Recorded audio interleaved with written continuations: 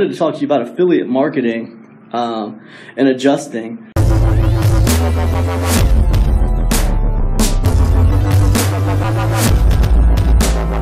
You see, affiliate marketers, we have a really, really peculiar relationship with sales pages. A lot of people probably don't realize how much we look at sales pages and how much they matter to us. I want to give you guys 3 different instances of my personal relationship with sales pages and how I look at them and how I adjust what I'm doing with, promotion. Like if I'm going to promote someone's product, what way I go and what I do is very much dependent on how people are reacting to the sales page.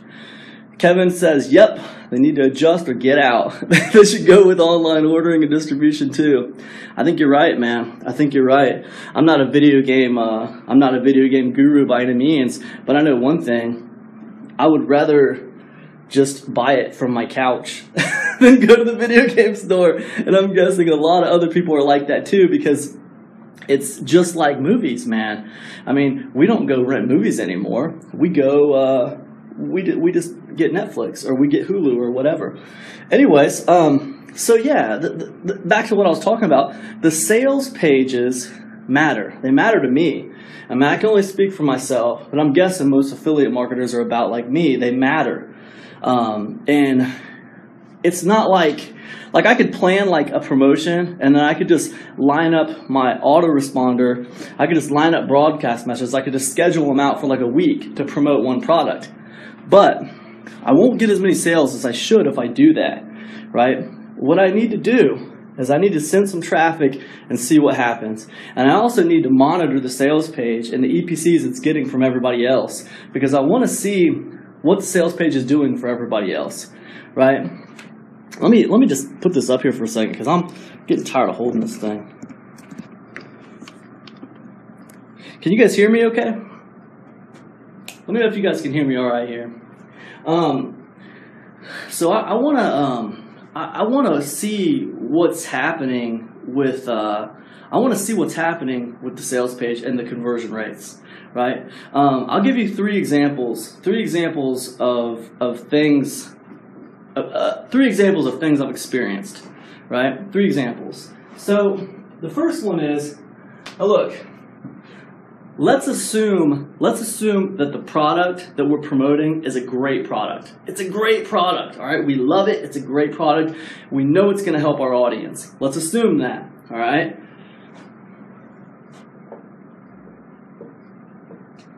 All right, that's a present. And that represents the product we're trying to promote, all right?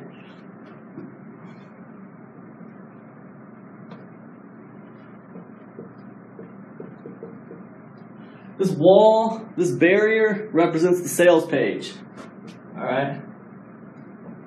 All right? And then, okay, this A represents my audience, okay? And then this is me sending traffic to the sales page for the really cool product in the back, okay? Very, very cool. Now the first scenario is this, all right? I'm going to call this GC, all right? And I'm going to call this GC. That means I have good conversion on the sales page for everybody else promoting the product. Good conversion over here. Let's say it's 10% or above. 10% or above. All right, everyone's getting 10% or above on this thing. It's converting well. When I send traffic to it, it's converting well for me as also. I'm also getting good conversion. Well, this is kind of like taking your dream girl out on a date, and like you can't go wrong, right? Everything you say, she loves, right? It's your money in the bank, man. Everything that comes out of your mouth, it's almost surreal. It's like you're having one of those nights where you can't do any wrong. Everything that comes out of your mouth is amazing. This girl loves you. It's in the bag, and everything is awesome, right? So when a situation happens like that, you're golden. If you hit your audience with a message that they get and they love, and you're converting well, and you see everyone else is converting well on the sales page, continue with that message. Find other stories. Find other ways to slam that message home. That's my opinion. Other people might have different opinions, but that's what works for me. If I got a dream girl, and I can't go wrong tonight, everything I say she loves, I'm going to keep on doing what I'm doing, right? And that works for me. All right, pretty cool. Now this is a good scenario, but this doesn't always happen. All right, this does not always happen. Matter of fact, it doesn't happen very often at all. A lot of times this doesn't happen. Let's talk about another scenario. Okay,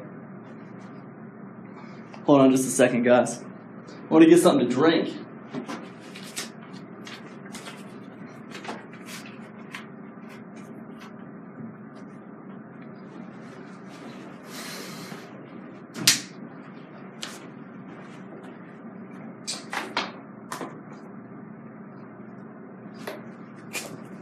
Man, bad Facebook live streamer. Not prepared.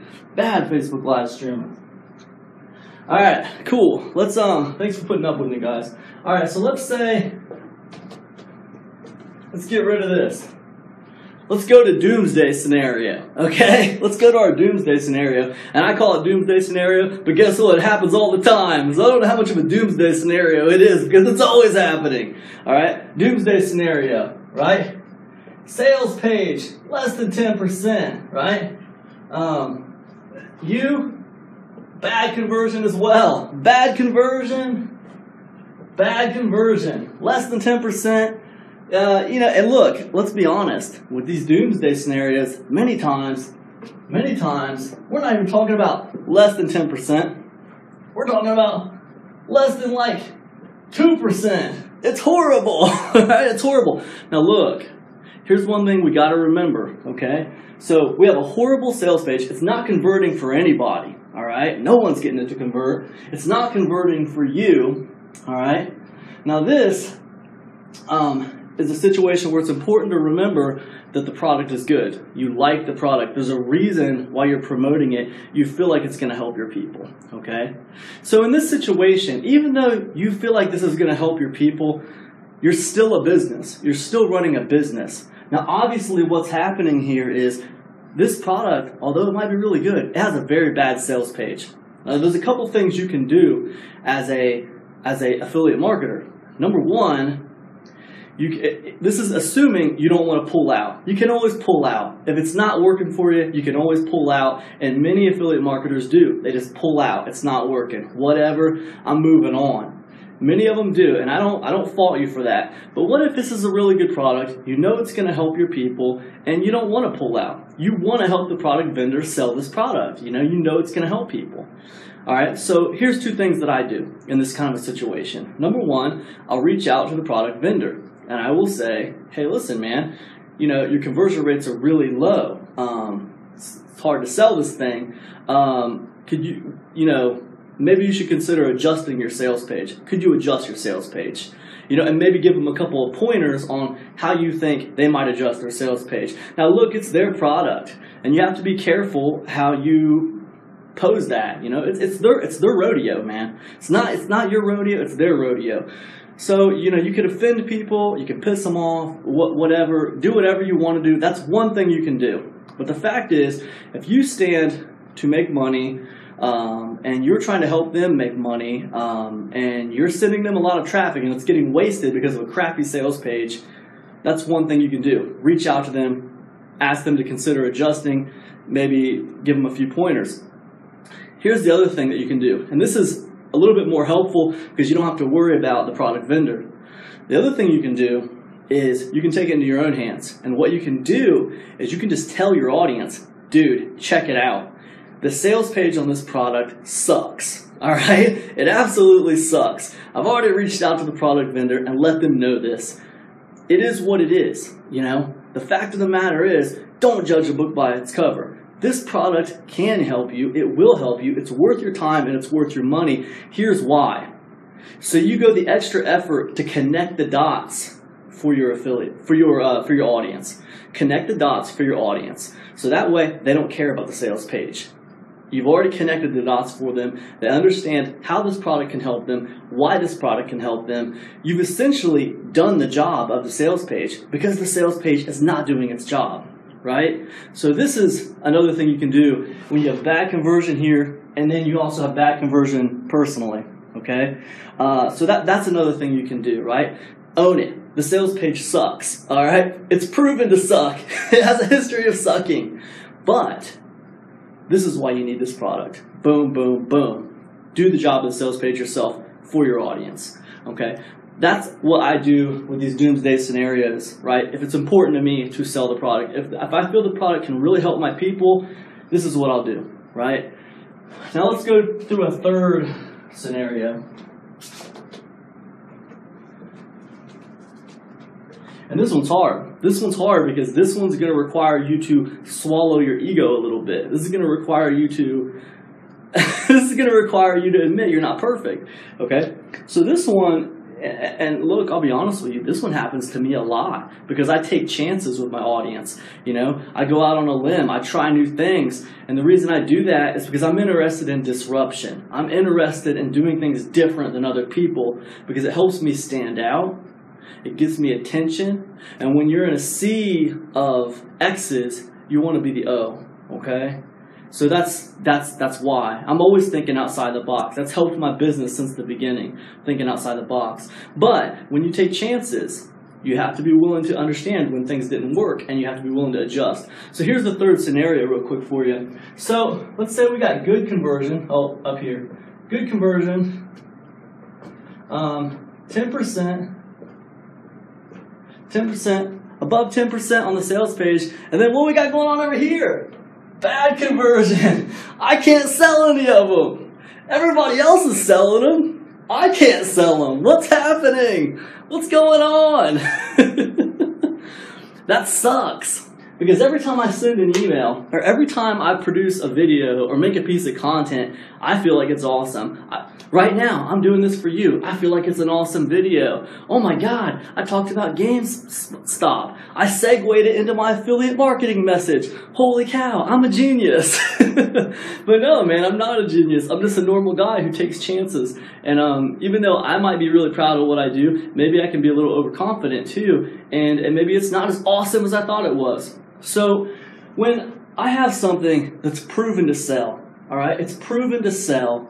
I know it's a good product. I know it's going to help my audience, but they're not buying. What do I need to do?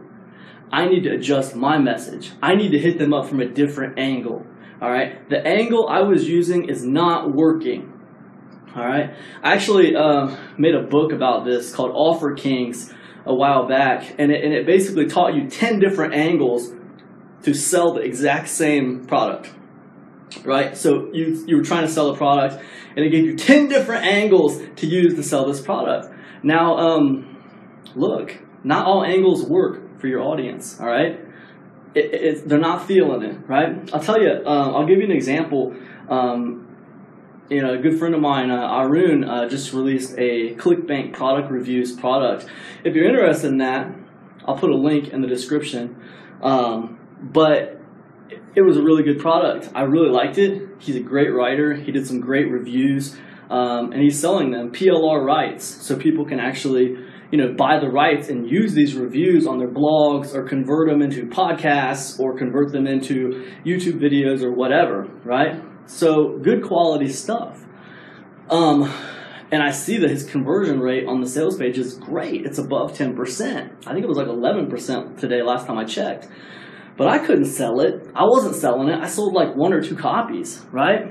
So I adjusted my message. My first message was, I focused on ClickBank, and then I focused on Arun. I focused on how cool Arun was and how good of a guy he was and, how quality his stuff was, right? And I focused on ClickBank, how important ClickBank was, why ClickBank was important, why it mattered. ClickBank was the big daddy, and it really is the big daddy, That message didn't resonate with my audience, all right? And at first, as a person who can be a little egotistical, I felt like, well, maybe it's not converting for anybody. Of course it's converting for other people. Of course. It had to come back to me. Of course it's my fault.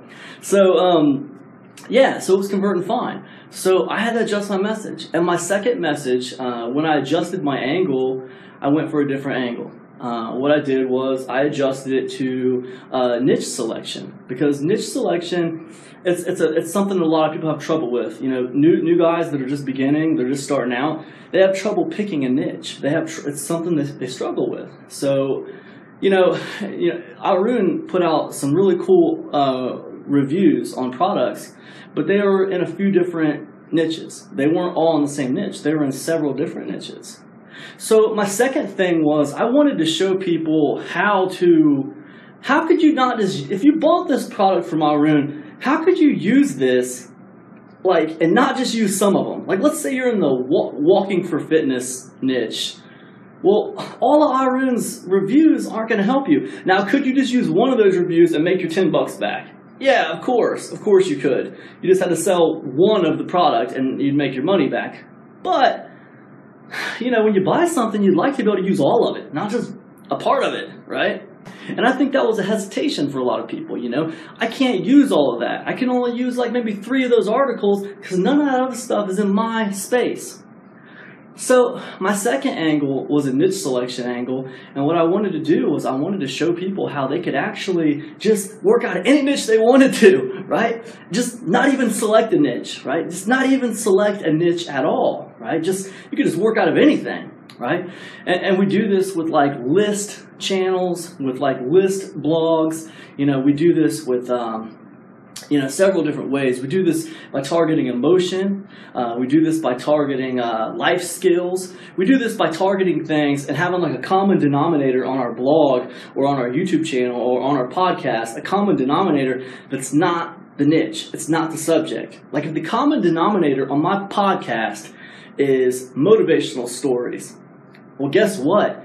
I can find motivational stories in any niche, all right? Any niche. I can find motivational stories in the health niche. I can find motivational stories in, the crazy numerology niche. I can find motivational stories, of course, in the make money online niche.